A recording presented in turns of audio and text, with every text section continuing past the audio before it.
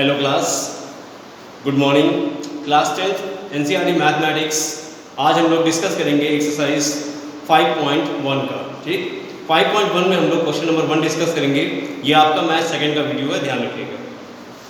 Question number 1 में है बेटा, थोड़ा सा क्वेश्चन नोट करना पड़ेगा आपको। निम्नलिखित स्थितियों में से किन स्थितियों से संबद्ध सूचनाओं की संख्याओं की सूची समांतर श्रेणी है और क्यों है? निम्नलिखित स्थितियों में से निम्नलिखित स्थितियों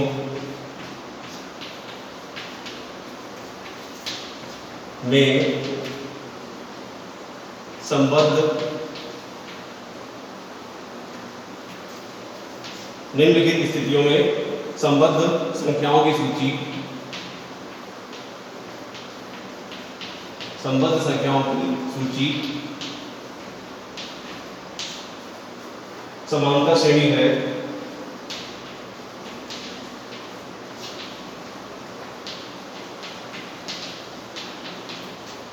और क्यों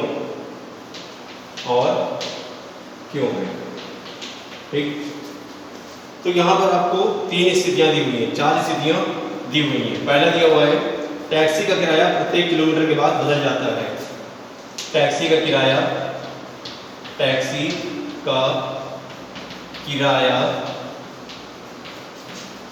प्रत्येक किलोमीटर के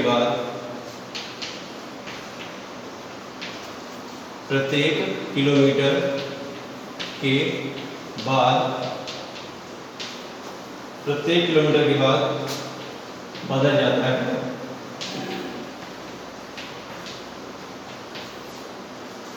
प्रथम किलोमीटर का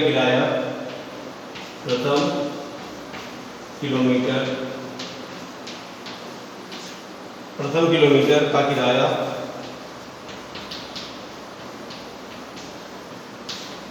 ₹15 है तथा प्रत्येक किलोमीटर का किराया प्रत्येक किलोमीटर का किराया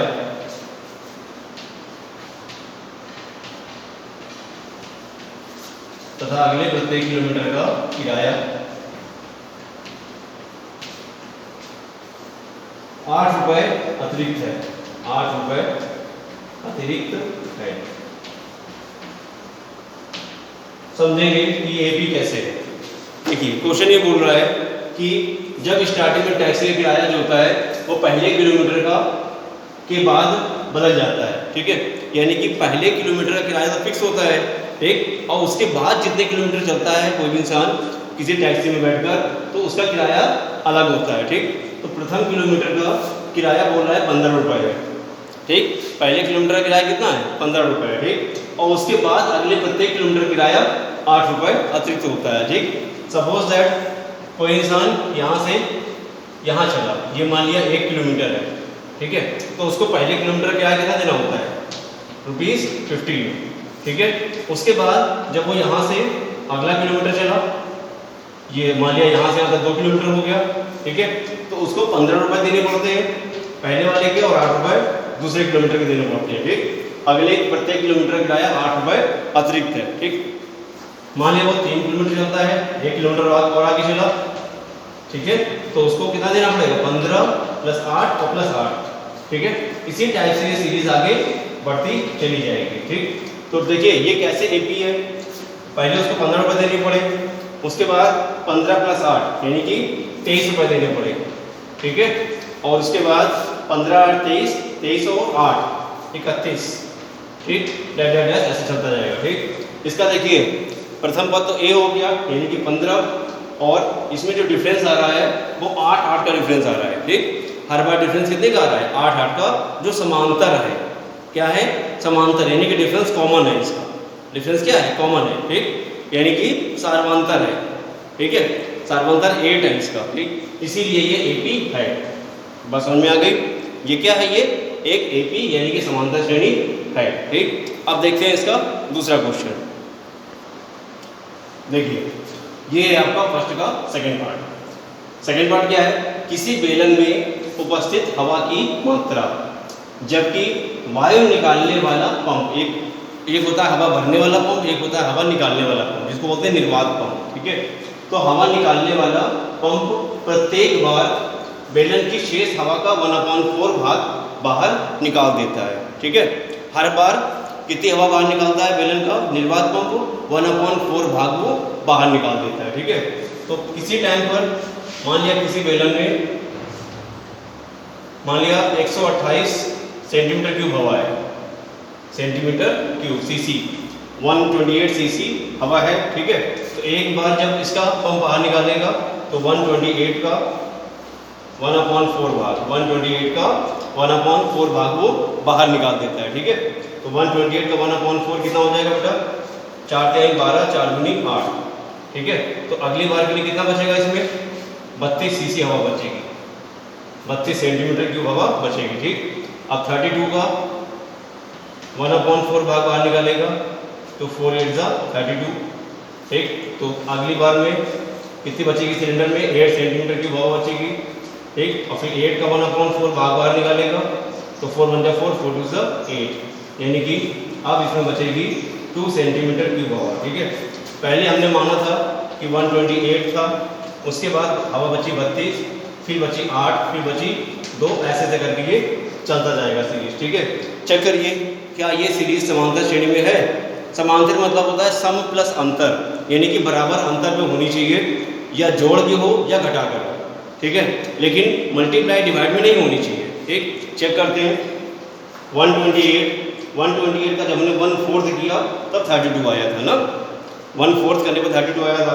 32 का फिर हमने 1/4 किया तो 8 आया था। ठीक, ये 1/4 करने पर आ रहा है, यानी कि डिवाइड करने पर आ रहा है 4 से भाग करने पर आ रहा है, इसीलिए यह समांतर श्रेणी नहीं है। ठीक है, क्योंकि यहाँ पर अंतर समान नहीं है। अंतर करेंगे सार्वंतर तो D1 निकलेगा कितना? 32 माइनस का 128। ठीक, कितना निकलेगा माइनस का? 8 में से 2 गया, बचा आपका 6, और 12 में से 3 गया, बचा आपका 9, माइनस 96 बचा। और D2 कितना निकलेगा? 8 माइनस 32 कितना बचेगा बेटा? 32 में से 8 गया, बचा आपका 24 माइनस का 24। ठीक है, देखो D1 D2 बराबर नहीं आ रहा है, D1 D2 बराबर नहीं है। ठीक, इसीलिए यह AP नहीं है। अतः लेकिन चूंकि D1 is not equal to D2, D1 क्या होता है? पहला सार्वंतर जो दूसरे पद को पहले पद से माइनस करने में निकलता है, और D2 क्या है? दूसरा सार्वंतर जो तीसरे पद को दूसरे पद से माइनस करने पर निकलता है। अगर ये AP है तो D1 को D2 के बराबर निकलना चाहिए। ठीक, D1 D2 बराबर नहीं निकल रहा है, अतः यह AP नहीं है, अतः यह समांतर श्रेणी नहीं है।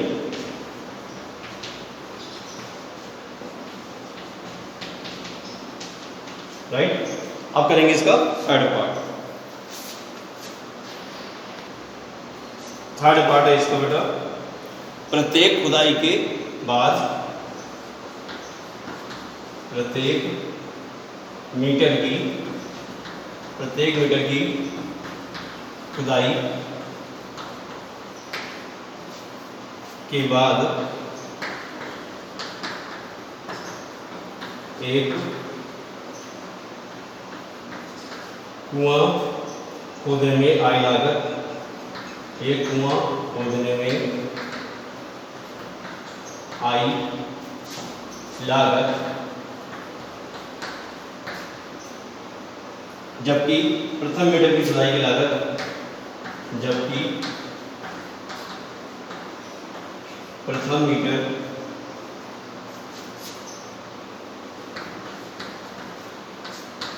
खुदाई की लागत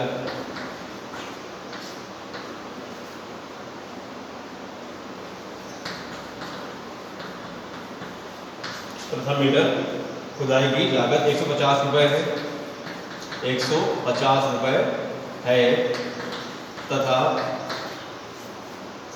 बाद में प्रत्येक मीटर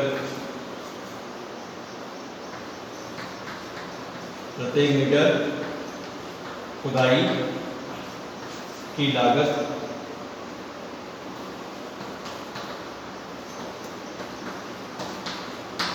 50 रुपए बढ़ती जाती है, 50 रुपए बढ़ती जाती है।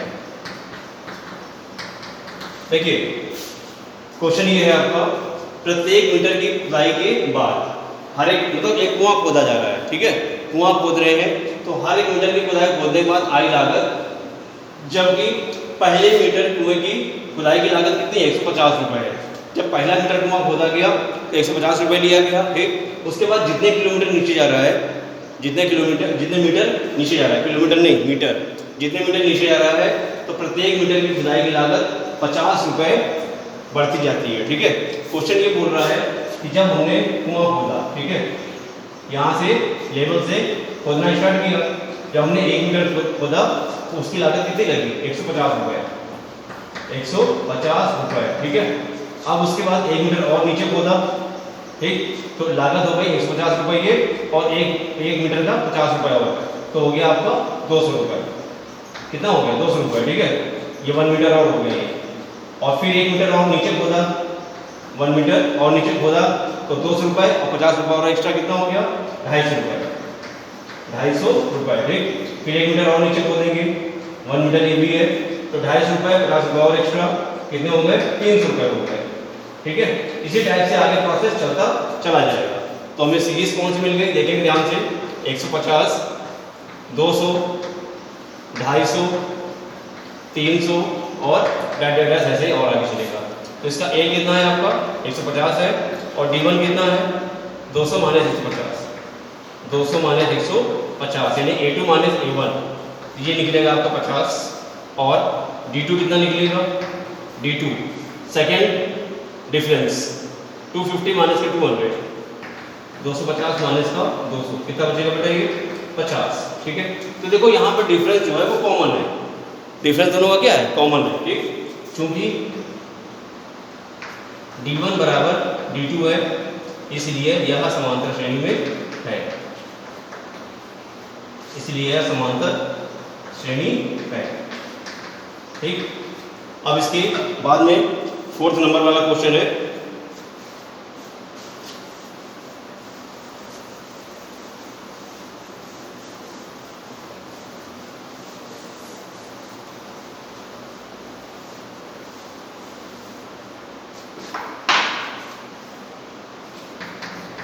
खाते में प्रत्येक वर्ष का मिश्र धन, खाते में प्रत्येक वर्ष का मिश्र धन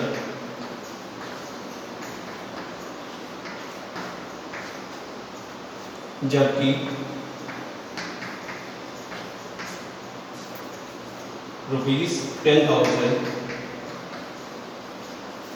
₹10,000 की राशि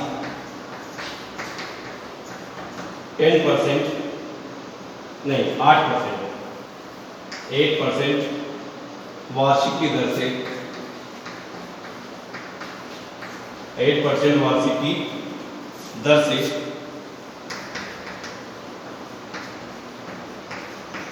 चक्रवृद्धि